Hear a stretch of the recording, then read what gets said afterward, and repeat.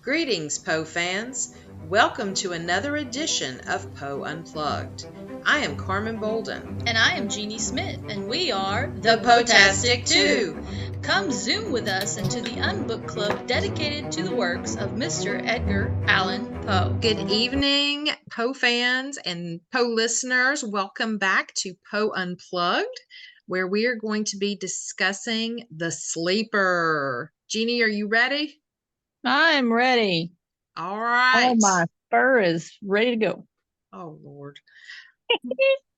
Sorry. Well, we have a special guest with us tonight, author and poet A. Rubin, known as also the Surreal Ari. So we're going to let Ari take control and give a little background on himself, as well as start the discussion tonight.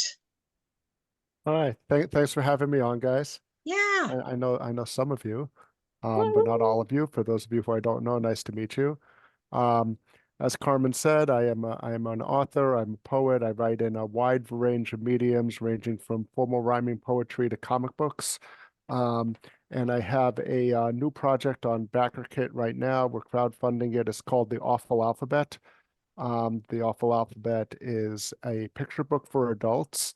It's the perfect elixir for the ennui which envelops your heart. Our tagline is "Adulting is hard, nourish your inner emo child." And I think there's going to be some giveaways with it, if you back during the program. I'm also a huge fan of Edgar Allan Poe, and I write a lot of Gothic poetry. I write formal poetry to begin with, and I write a lot of Gothic poetry. I've had a few. Oh, I have my other book, Into That Darkness Peering, which was nominated for a Visitor Award last year. I finished first place in the 6 Degrees of Edgar Allan Poe Poet Like Poe competition, and I will be a judge this coming April for the second annual competition. So I will be hopefully reading some of your poetry. Yes, and Holly and Dr. Jeff are also judges as well. So it's exciting.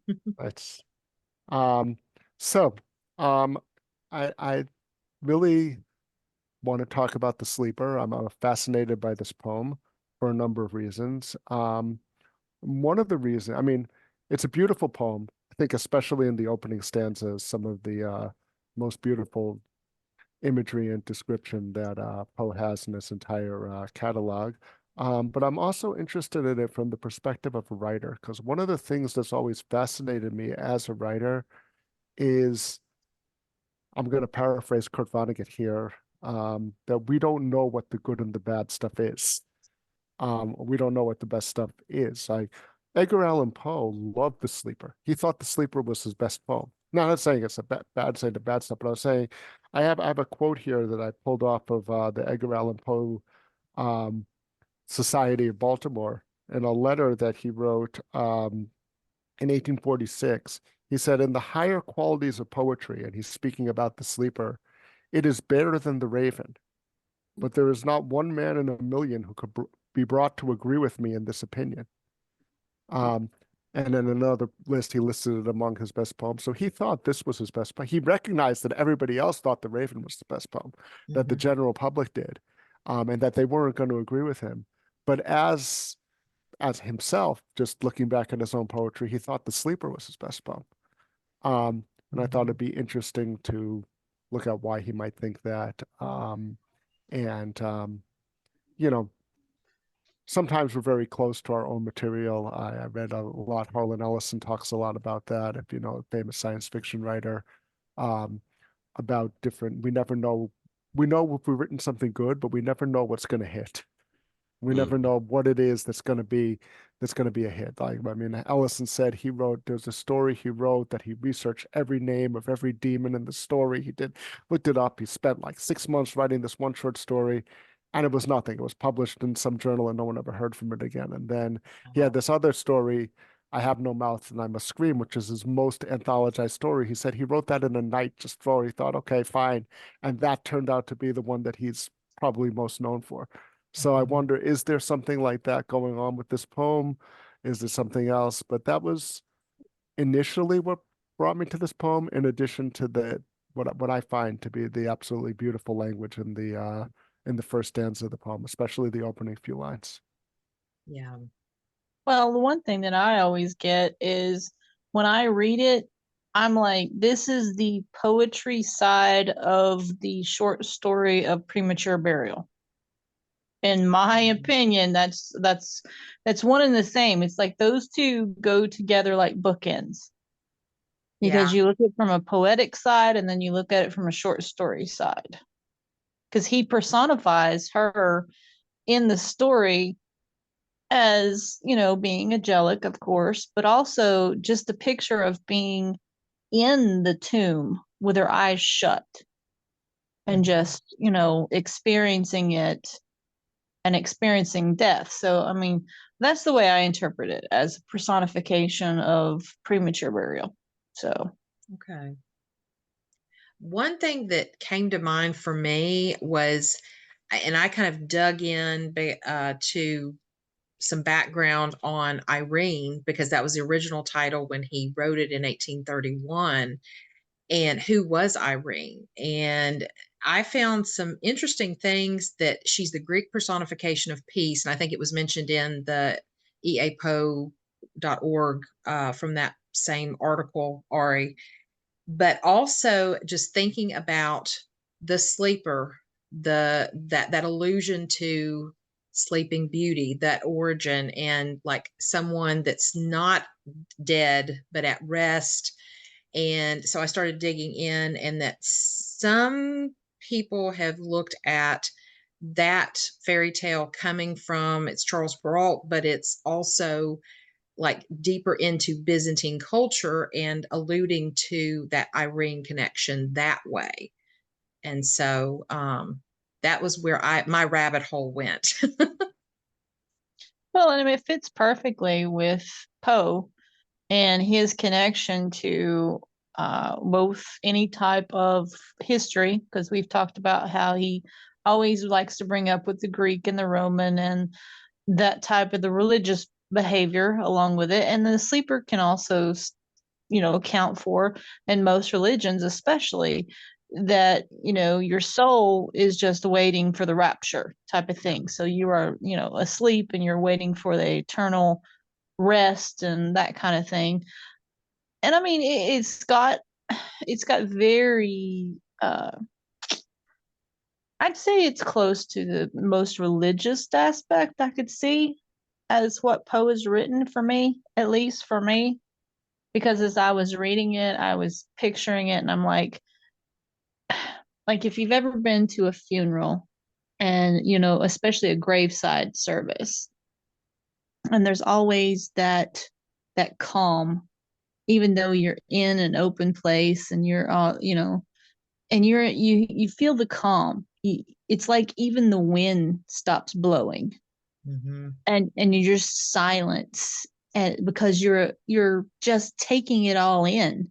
And especially when you have a preacher or someone who's giving a eulogy or giving their um their saying or talking or whatever, you feel it, and it just it gives you this serene feeling, a peaceful, and of a hope. I hate to say it, but yeah, it's like gives you a hope that, you may be sleeping, that there may be something beyond what this is, that it's just a resting spot. And so with the sleeper, as I was reading it, and I immediately interpreted and thought about all the different, funerals. I hate to say it, but all the different funerals that I've been through. And my very first earliest memory when I was 3 was at my grandfather's funeral. And it was during Easter and it was in the springtime. And I still remember that it was peaceful. But you're 3, you don't understand what death is. So, but it was still like, it still made an impression. So, I mean, that's to me, he still makes an impression no matter what, with his language, with his, you know, imagination, and his touch with whether it be any kind of religion or history or anything. But that's just me. Yeah. I completely agree, Jeannie, because when I was reading it, I tend to think, I know we've had conversation before between the religious and the spiritual, but I always tend to think that Edgar Allan Poe is religious to me. Maybe it's because I said I went to Catholic high school. I don't know. But I got the same vibe of like this very religious kind of vibe, even with the way like the flowers wilted. I kind of made me think of like a funeral. But I definitely the hope thing, I think more than anything, like that line where he says that like he hopes that Irene will be able to bypass all the ghosts that haunt normal people. Mhm. And versus other stories where he's basically telling a story like Annabelle, like, this is how she died and we were separated. This story is more about him focusing on the afterlife and the hope that things maybe are better on the other side once we kind of pass through this plane of existence. Yeah, Holly, I'm going to add on to what you said. One of the lines, it's in the third to the last stanza. It's the last line. Well, I'm going to read the two. Forever with unopened eye, while the pale sheeted ghosts go by. That Yeah, line that one. stuck with me Mm-hmm. because pale sheeted ghosts implies it's humans with sheets over them. It's like, are these really like people who are dead, or is this closing your eyes because now you can rest from these people who are haunting you in real life? Is kind of what I took from that, going along with what you guys said. I don't know, that sheeted word really stuck out to me. Like, why did he choose that one? I'm surprised that the name Irene doesn't have an L in it. Almost all of Poe's doomed female characters have an L in their name because Poe thought that the L sound was a sad sound. Yeah. Lenore, Annabelle Lee, Ulaloom, Madeline, Morella, Ligeia. He liked that L sound, and with a few exceptions, Berenice and this one, Yeah, almost every woman has an L in her name. that's true. That's a really good point. I also wanted to pick up a little on the religious slash spiritual thing, because to me, more than any other poem that he wrote, um, this one reminds me more of the British Romantic poets who immediately preceded him. Like when you start reading it, it sounds like something Byron could have written. It sound, and there's I've always found there to be connections between Poe and the capital R Romantics, in that um spiritual, and it's more outside of organized religion. It's a spirituality in nature and in creation as the artist and all sorts of other things. But even metrically, like I mean, if you look, like he brought up the comparison with the Raven, and the Raven has this odd meter. It's written in it's tetrameter, but it's a tetramic octameter, Yeah. which is an odd. Like this one, for the most part, there's some lines with 9 syllables, but the dominant meter is just a regular iambic tetrameter, um, a much more traditional meter, um, in this particular poem, and it doesn't switch. It switches. It's not consistent throughout, which is typical of Poe, right? The Raven is actually atypical in that way, but it's pretty consistently the dominant meter, which is much more the way that Byron wrote, and the way that Blake wrote, and the way and the way that they did. And there's so many echoes of that tradition in it, for me, just even from a craft perspective. And then with the spirituality, right? It's all spirituality through nature, almost as much as it is, not as much inside of the church, but outside of it, right? I mean, he's standing beneath the moon, right? He's out in the water and then the graveyard, right? There's these big, powerful spaces in there, and that the atmospheric elements, I think, are what lends that kind of spiritual mood to it. Not nearly as dark as some of his, it is. I mean, he's in the graveyard, and it's the ghosts and all that kind of stuff, but it just it really I mean Byron especially, but Coleridge and Blake and a bunch of the other ones who were around, writing either just before Poe, a little bit before Poe, and who would have been some of the like he definitely would have been aware and have Mhm. read them. Um, and I'm thinking that perhaps comparing some of his work, maybe he thinks that this is more like what was considered by other people to be, like a, if thinking about why that is. But I think it also um, it lends itself to that spirit, that spirituality, but that not organized religious spirituality, the one that comes from the world and from nature and from being a creator yourself. Yeah. Yeah, Poe is considered an American Yeah, romantic yes. writer. And my students and I are talking about romantic poetry right now, and we've read The Echoing Green and Nutting and Ozymandias. But yes, I was struck with that when I read the poem. So much of romanticism is about emotion, the past, nature, Yeah. and he really taps into all of that in this poem. So yes, it is a very romantic with a capital Capital R R. Yeah. Yes. poem. Yes. Yeah, and even that very first image, right? Even beyond the poetry, right? If you think of those Caspar David Friedrich paintings and the romantic, right? You have the small figure underneath the big moon, or Mm-hmm. that type of thing, and it evokes that kind of image for me as well. Yeah. We We'll can add, even, oh, sorry, go ahead. I would say Will added on the chat, Carmen, your theory about the ghost reminded me of a poem I wrote where I imagine the main character who is deceased to look more lifelike than the mourners who I imagine to look like skeletons or close to it. Oh, that's an interesting Mm. take on that. Yeah. Well, I That's mean, the veil, most people call the division between life and death like a veil that you're looking on each side. So where the person on the death side looking out would probably, still see themselves as being alive and see those on the other side as being skeletons or what used to be. But bringing up romance, like Dr. Jeff was talking about, that very first line, which I happen to have stuck right there, and the cat's gone. It says, "At midnight in the month of June," I thought was very romantic because if you think of all the different stories and all the different songs about if you marry in the month of June, you'll be, let's see, how's it go? They had it was in The Sound of Music. Come on, can't think. You're a bride all year long, or you're a bride all your life long, or something like that.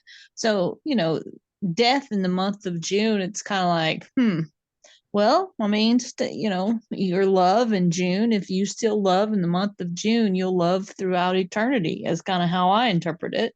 mm-hmm. Because if you want to go along the same lines of romanticizing it, but, Yeah. and that's the one thing with Poe and about the spiritualism. I know we've talked about the religious aspect, but I still think more of Poe as being more spiritual than religious, as far as, identifying with one particular organized religion. Like we've had that discussion before. Yeah.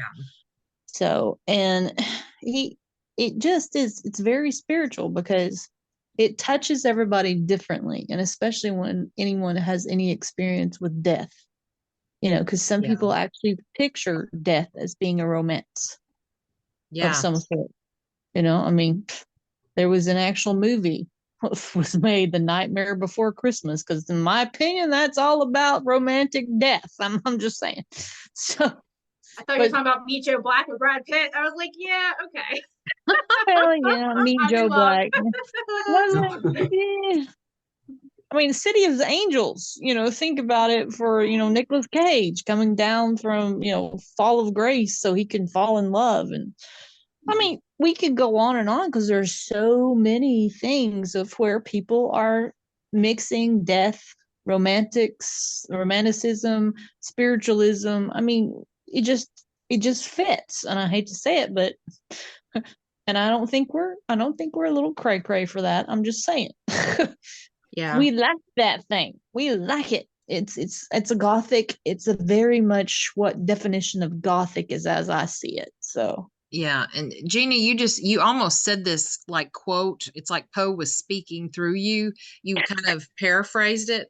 but like it jumped into my mind and I looked it up just to make sure I was remembering it correctly.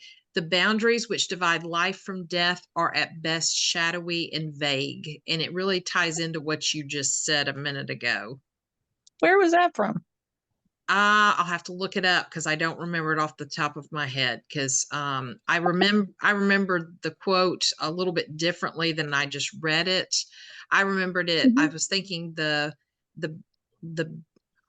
boundaries between life and death are shadowy at best, is what I was thinking, and then I found the actual real quote, and I'll look it up while we're talking. So, well, I always get thrown in when I think about things is Shakespeare's, with Horatio, there's more things between heaven and earth, and I always forget the rest of it.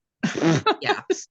That's as far as I get, and it's like there are okay. more things in heaven and earth than are dreamt of in your philosophy. Yes. Thank you. Yes. All right. So Jeanie, Poe was speaking through you bringing up the premature burial because it's from the premature burial. Okay. All right. Okay. I'm totally Poe creeped out in a good way. Okay, yeah. And then It's Will like says that quote is following me around. Exactly. And Virginia's here. Yay. What, Will? Go ahead. Will was going to say something. What was it?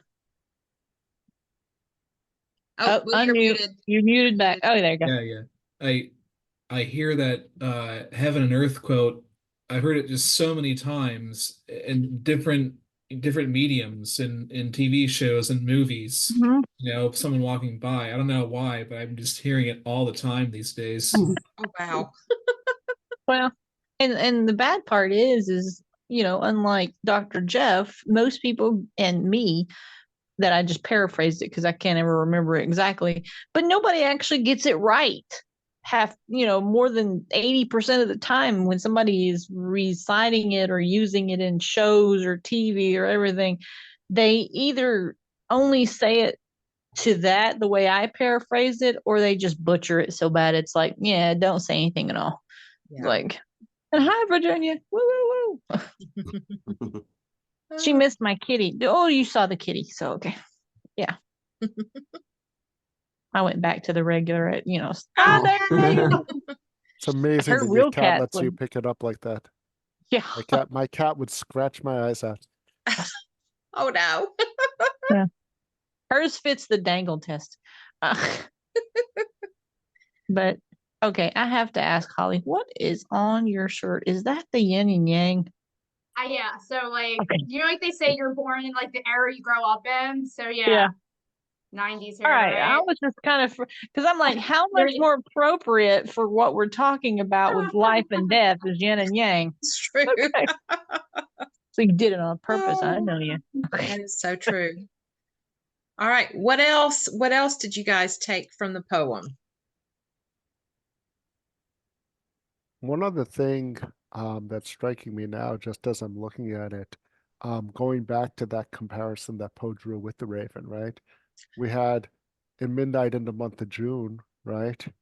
The Raven, we know is December, right? Yeah, so the it's bleak December. the exact polar opposites of the year, right? It's I mean, it'd be interesting that he that he drew that comparison himself, given that, I mean, if you would go right from month 6 to month 12, it's almost, it's exactly halfway across the year and the different seasons. I mean, when we're talking about, the influence of the Romantic poets, things like that, right? The nature means so much, and weather, right? And these types of things mean so much, and they, think about the difference between December and June, right? If you were in the bleak December, that's very different than Midnight at the month of June.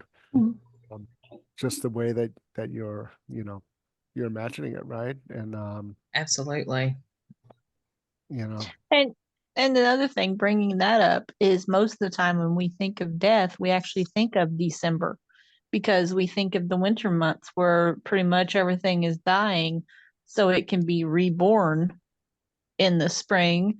But then with June and the death in June, it's like that in itself, he's talking in tragedy.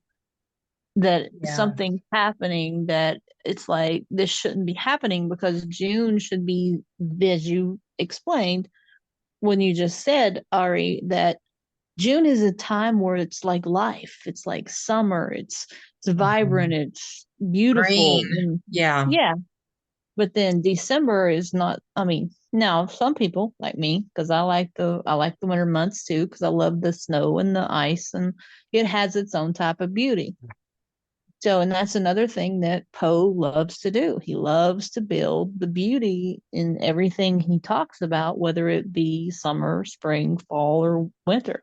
hmm Well, and something else I'm gonna tag on to what Ari said with the June to December, and Jeanie as well, is thinking about, so he originally wrote this in 1831.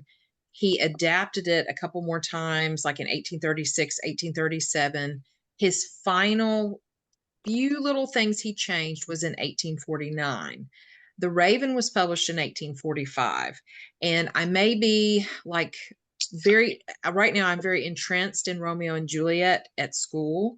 And so we keep talking about light and dark a lot, the sun, the moon, and things like that. And so it's almost like the sleeper and the Raven might have that light to dark, beginning to end, alpha omega tie to it. You kind of wonder, I mean, are you bringing this point up with that? It makes me wonder, did Poe really think about that when he wrote the Raven, or is it just coincidental? Yeah, going back to how we were saying how this poem kind of had like a vibe of hope to it, and then at the end of the Raven, he's kind of laying there on the floor with no hope. Right. Like, so that kind of has the opposite kind of feel to the ending as well. Yeah. And I think maybe that's why he had such a high opinion of it, right? Because he could Yeah. still deal with the dead, right? And then this one, he's able to bring it back around to that message of hope, which is, you know, not present in many of his poems, but Yeah. he's able, some of them, but he is able to bring it back there. Yeah. And I looked at the original version. I do like the newer version from 36, 37. And 31, it would have been right after he was out of West Point. And so he was still very young when he wrote this. And so just thinking about just the power he had in poetry, even as young as he was, because this is probably, of his earlier poems, it's one of the best ones, in my opinion. And one other thing is in the opening, and it's just like, we would think of it as almost like a cinematic, Yeah. like long shot pen, and like way before that, and something that I often brought up when I taught Dickens, but I noticed it here as well, that these some in the 19th century are able to get this cinematic, like we have at midnight in the month of June, I stand beneath the mystic moon, right? Your moon, you're in the sky, right? An opiate vapor dewy dim exhales from out her golden rim, softly dripping drop by drop upon the quiet mountaintop. We're moving downwards.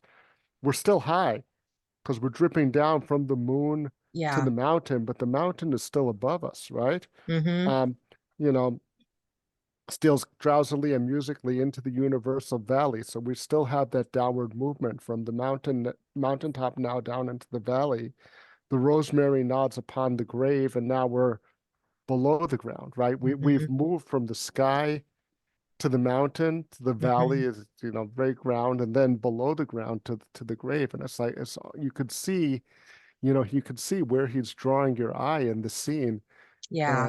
And even to do that before there was, really film and penning effects like this, right? It's just, um, I think it's just a brilliant beginning, and the way that he brings you in like that, and then the focus is going to go in further as not going to read the whole thing, is pretty long, but going into the sleeper to herself, right, and then focusing in on it, right? So you have that wide, that sky, you move down, you're still in the landscape, you're focused on the grave, and then you go in and you see the sleeper herself, and the way he moves your eye through the poem, or moves the reader or listener even to the through the setting, as he's getting you to drawing you into the world and putting you in. It's like you're almost following his eye, as Yeah. well, right? He might be looking up and then he's, looking through it. And it's really, I think, one of the most effective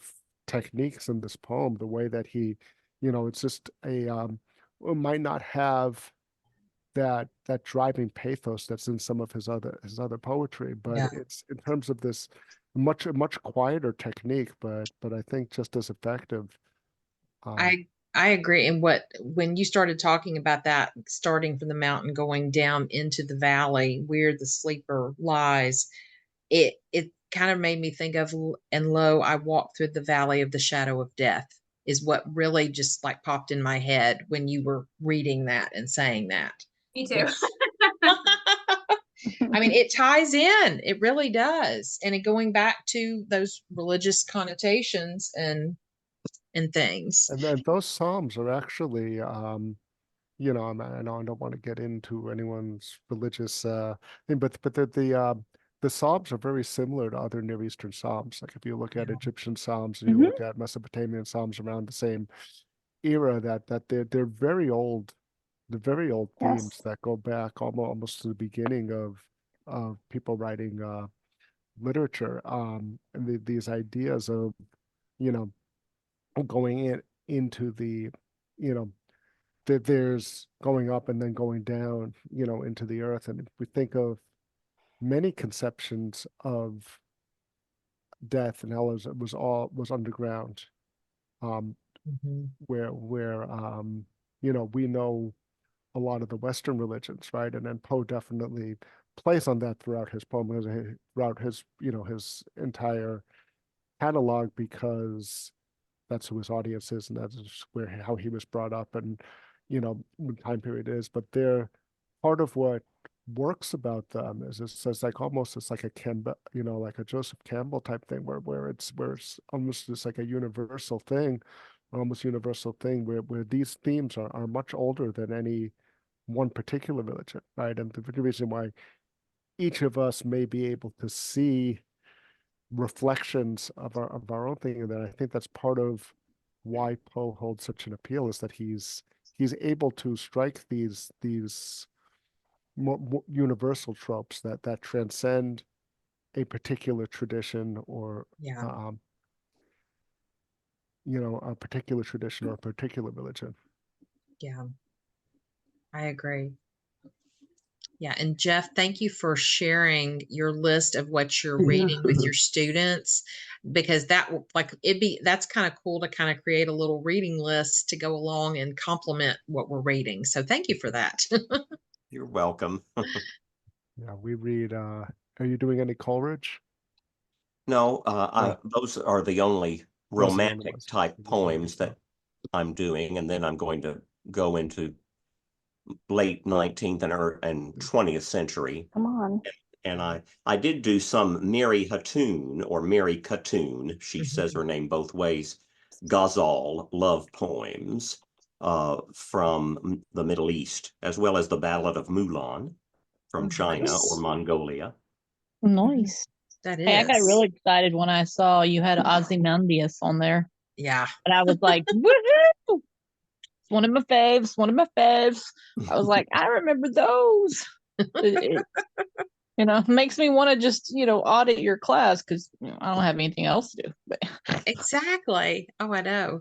Well, Virginia, you had to jump in late and had some technology Yes. problems, but thankfully you're here. So do you want to add into the discussion, like, because you missed part of what we were talking about at the beginning? I know. I'm so upset. There was a really bad crash on my way home, so that kind of put things behind. But yes, I guess just kind of, okay, I'm now Sans cats. Okay. I can sit more comfortably now, instead of being a piece of furniture myself. The things that I love about this particular poem, it like everybody has said that I have heard, or at least what I have heard some people say tonight, is that it is one of his earlier poems, obviously, yes. And it's one that should be more known, because it is such an incredible poem. And So I like to read things and then I like to hear other people read it because I want to hear like their take on it. And as someone who used to to oral interpretation for forensics, it always fascinates me how almost every single person who reads poetry of Poe's, it's always so dark and dreary and dramatic. Certain poems, yes, need that. Others, I don't think so much. And this is one of those ones that when I listened to a few people read it, I was like, oh, what? I mean, it was good, but it wasn't needed.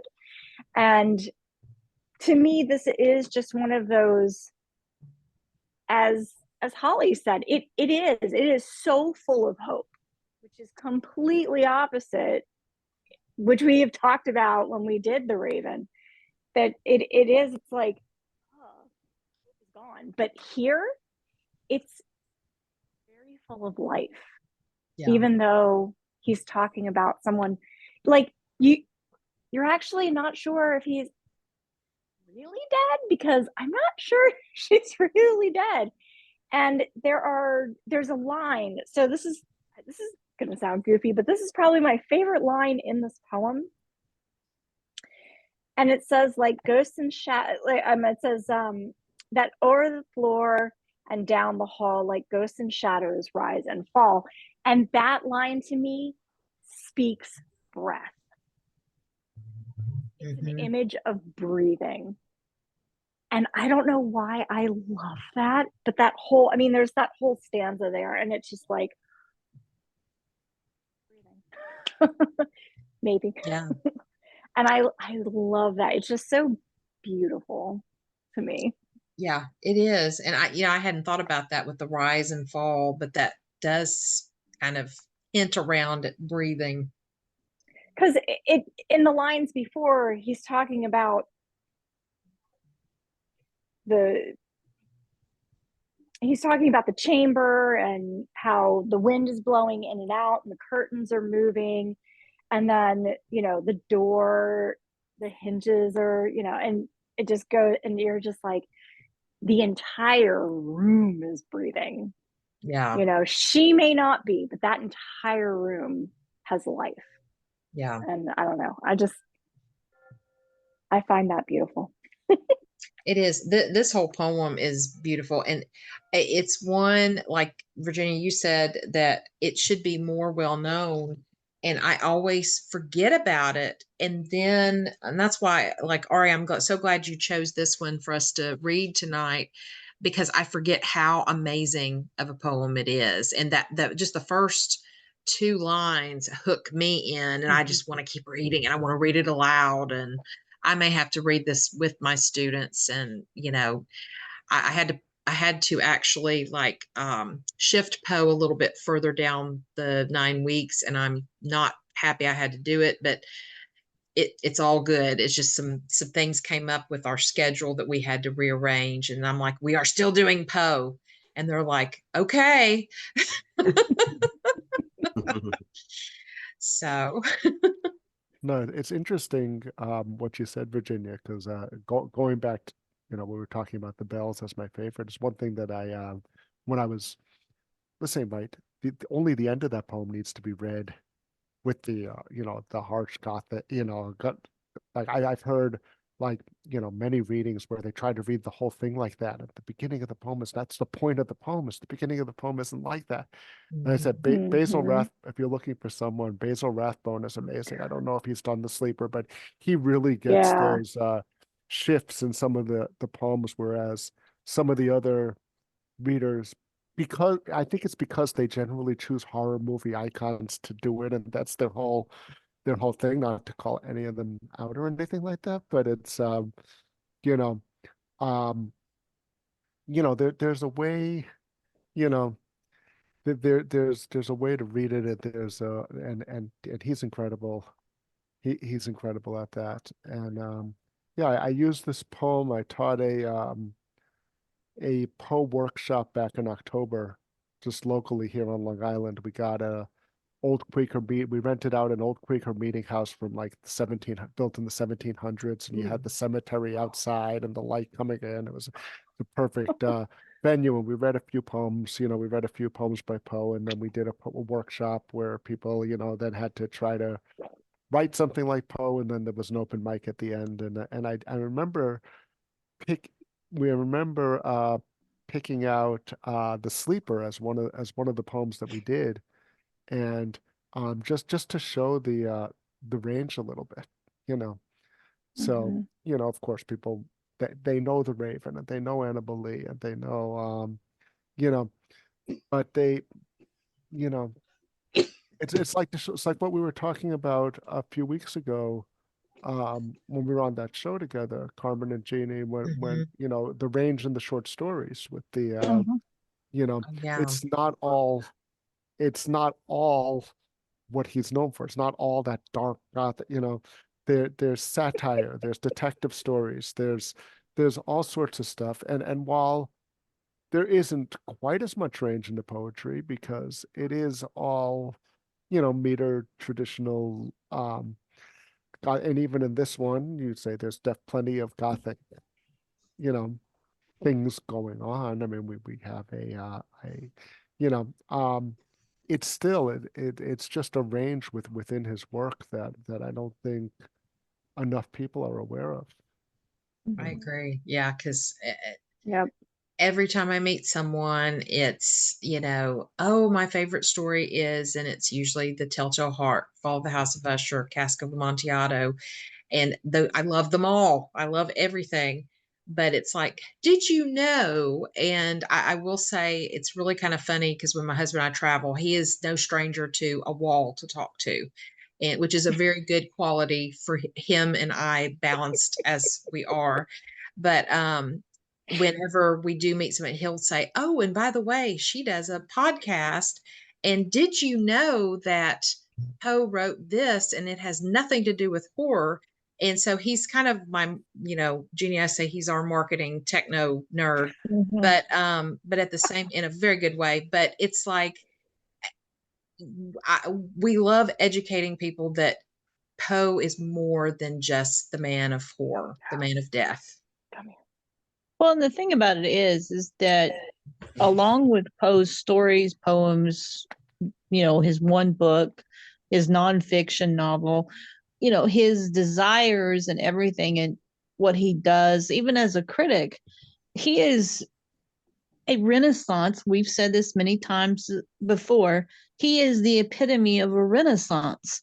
And not only that, but his writing is very much par for life. Everybody has difference. We all don't go through life on one keel. We don't just experience one thing. Like, we don't experience just, complete tragedy. At least I hope we don't. I mean, we all have ups, we have downs, we have ins, we have outs, we have love, we have death, we have hope, we have despair, we have all those things. And that's what he is. And when people, and I don't want to really say this because, being a retired teacher, but in some instances, I think education pigeonholes it to the point to where if the teacher doesn't bring it across correctly when they're talking about it, or they don't, they just go through the motion of like, I'm teaching this, whatever. But at the same time, it can be the point of they can cause someone not to want to enjoy it, or someone not want to read more about it. And I've seen it so many times, and it does break my heart, especially being an English teacher at heart. But the one thing is, when I can have a student that I haven't had in like 6 or 7 years who will make a point of coming up to me, and this actually happened to me, and she told me flat out that I was the reason that she started reading, that she hated reading so much. And I only had this child for 6 weeks. I didn't even remember who she was. And I was like, okay. But it was like, she understood my passion for what I was doing and what I was reading. And I was, one of the things is I would tell people, and not everybody are readers. My dad was not a reader. He had like a 5th grade education. He was not a reader. In the newspaper was the thing that he would only read in the Bible. Okay, not that there's anything wrong with those 2 things. I'm just saying. But he was not a reader. But my mom, she would read anything and everything that she could get her hands on. So a lot of it has to do with passion. A lot of it has to do with influence. And especially at a young age, you can either make, or I hate to say, break a person from wanting to read and wanting to learn. And so many people, and I'm going to use the word again, pigeonhole Poe to this particular genre of like gothic horror. It's like, you got to read it like midnight in the month of June. I stand beneath the mystic moon. That's almost like, exactly what it sounded like too. And I was like, oh my God. Jeannie, you sound like you're trying to be a heavy metal cover. The sleeper. It's like when the whole thing of Screamo came out. I'm like, and that's kind of like what Poe, when people will try to read Poe and try to put such darkness to it, and I'm like, stop. Just read it and then experience it. That's the one thing. Whatever you experience, that's you. That's not whoever's reading it. I'm just saying. Okay. Yeah. All right. Now, who's next? I need to go back. I believe Mark Dawidziak told us that, if someone had asked Poe what he did or who he was, he would not have said, I'm a horror writer. That really didn't even exist back then. That was not really a genre. He wouldn't have said, I'm a critic, I'm a satirist, I write mystery stories, I write fantasy stories. He would have said, I am a poet. Yeah. That's what he thought of himself as. Absolutely. Yeah, I mean, and we said like so many things around that time, right? This divide between genre fiction and literary fiction is a relatively recent thing. And like, another one of my favorite writers, Tolkien, who was the reason why I wanted to become a writer. He used to, in a way, like if you read Tolkien was an academic before he was a writer, basically a linguist, and a professor, at Oxford. But one of the things that if you look at the stuff he was writing with C.S. Lewis, part of their program was to go against this thing that really started with the modernists. Like they were really not happy with the James Joyce and Virginia Woolf types, and the way that, you write your book and before you release it to the public, you send it to the university professors to get a criticism about your book going before. Right. So this is very a modern, modernist thing. But he was, and then things like, we say, oh, Poe started all these genres. It's like you could say Tolkien started a genre. It wasn't you were a writer. Charles Dickens could write this really like this realistic, social criticism, and then he could write like, A Christmas Carol with ghosts, and no one bat an eye, right? You look at like something like Wuthering Heights, no one's like, Wuthering Heights, if it was written today, would be shelved, over with Stephen King and over there in the back of the bookstore on the horror shelf, right? And it's, with all the paranormal like, and it would be like not in the serious literature section, like, they'd have the section literary fiction, that wasn't a thing, right? I mean, one of Poe's favorite writers, one of the ways, like when he wrote his criticism of Nathaniel Hawthorne, right? And he was writing in praise of the short story, right? If you look at Nathaniel Hawthorne's short stories, and then like Young Goodman Brown or Rappaccini's Daughter, or he, like Poe, was branching into those areas as well. That there was this Gothic element to the literature at the time. It wasn't, you weren't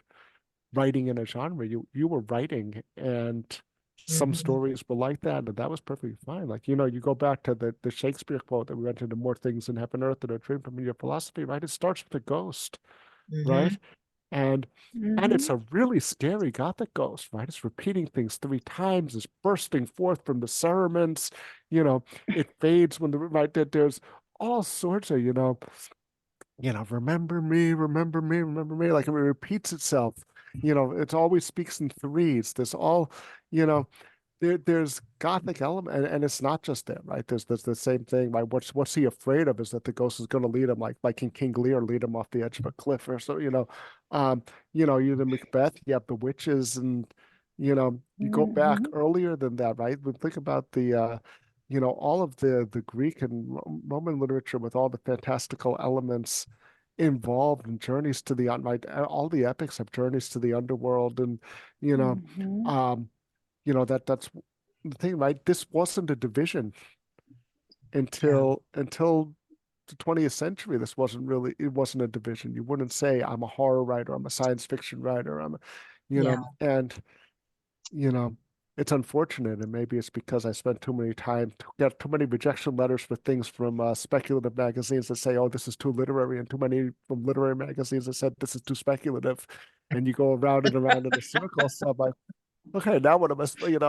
But um, Oh, it's something that's always, it's something that that I talk about a lot, and that I think of a lot, that relates to Poe also. yeah, it Well, and definitely does. the labeling of things is always the problem, I think, that's come about with, like you're talking about, the different genres, because there was so much coming out that they had to figure out where to put it, in my opinion. Yeah. It's like, if you think of Agatha Christie, no one thinks of Agatha Christie other than just a mystery writer, Mm-hmm. Mhm. but so many elements of what she writes can be more than just a mystery. Yeah.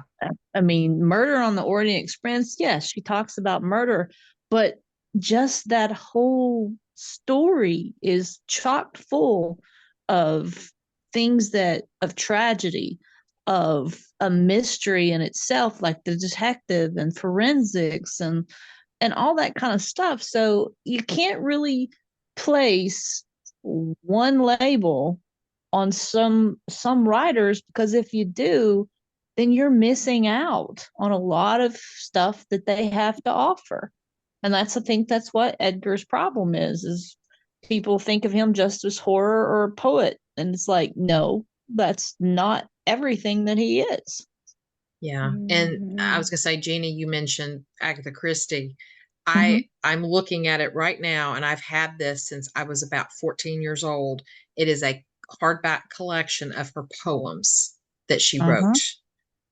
Yeah. And it's a small little book, and I haven't pulled it out in years, but I toyed with, do I want to keep it? I have a hard time getting rid of books, and so it's one I've kept because it means something.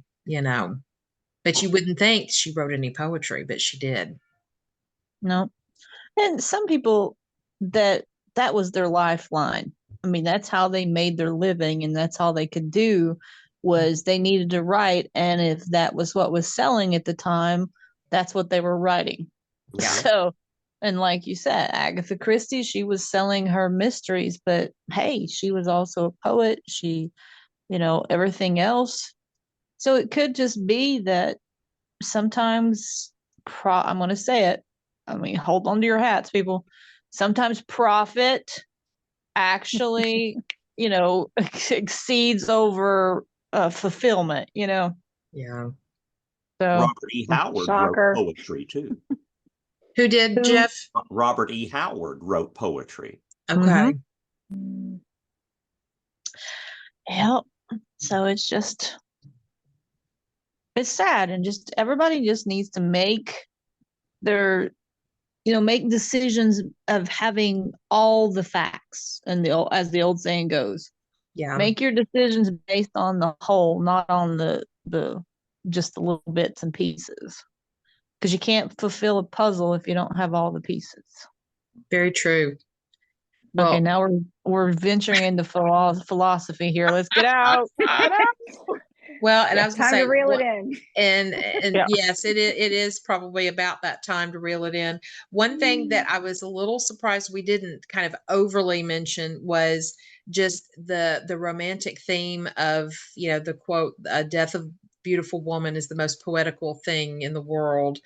And this poem definitely has that nature. But when you do think about what Virginia said of the life in it, is it really also the life of a beautiful woman is the most poetical thing in the world? I mean, it just makes you think a little bit differently than just going to the death part of it. So Mm-hmm. And it's also the idea, right, that for the people who go on living, right? yeah. Because he is the speaker of the poem is apart from the scene. Mm-hmm. He's Mhm. not among the people going in and out of the sepulcher. He's not among Right. the ghosts. He's removed. He's Mm-hmm. looking at it from afar, and Yeah. and it's kind of a metaphor for that, for the whole experience of going on after a loss, right? Where you're alive, and you have this memory of the person, right? Maybe this Yeah. idealized memory of the person, and but there's a separation of there's a part where Yeah. you can't go there. You can't go where they are. Yeah. And that to me ties into almost even survivor's guilt too, of, Mhm. they passed on, I'm still here, I feel guilty from it.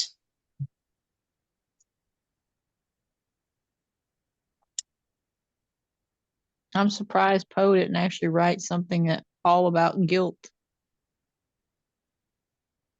Because I It's mean, helped a heart. But yeah. well, I was thinking more along his guilt. Oh, His guilt of being left behind and the loss of all these women in his life. I mean, yes, he brings out how the beauty of it and how he is suffering from it.